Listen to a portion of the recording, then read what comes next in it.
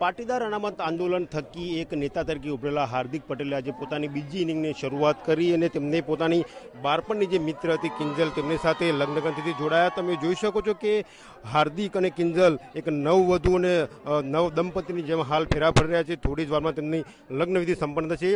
તેમની પ્રેમ કહાનીની જો વાત કરવામાં આવે તો કિંજલ દ્વારા હાર્દિકને પ્રપોઝ કરવામાં આવ્યું હતું અને હાર્દિકે માત્ર ઓકે કહીને તેમના જો પ્રેમનો એકરાર કર્યો તેનો સ્વીકાર કર્યો. તો મહત્વની વાત છે કે હાર્દિક ખૂબ જ મોટો નેતા છે પાટીદાર સમાજનું, પરંતુ તેના લગ્નની વાત કરીએ તો ખૂબ જ ગણ્યા ગાંઠા લોકોને આમંત્રણ આપવામાં આવ્યું છે. કોઈ રાજનેતા નહીં, કોઈ પાસના કંપનીને નહીં, અન્ય કોઈ નેતાઓને પણ આમંત્રણ આપવામાં આવ્યું નથી. આ જે લગ્નવિધિ સંપૂર્ણ થયા બાદ જે કેટલાક મહત્વના તેના નેતા અને કન્વીનર હશે તેમની સાથે કદાચ તે એક સાદગીભર્યો ભોજન સમારંભ ગોઠવશે. કહી શકાય કે પાટીદાર અનામત આંદોલનના નેતા, ત્યારબાદ એક રાજકીય નેતા પડદા પાછળના, અને હવે એક પતિ તરીકેની નવી ઇનિંગ હાર્દિક પટેલ આજથી શરૂ કરી રહ્યા છે.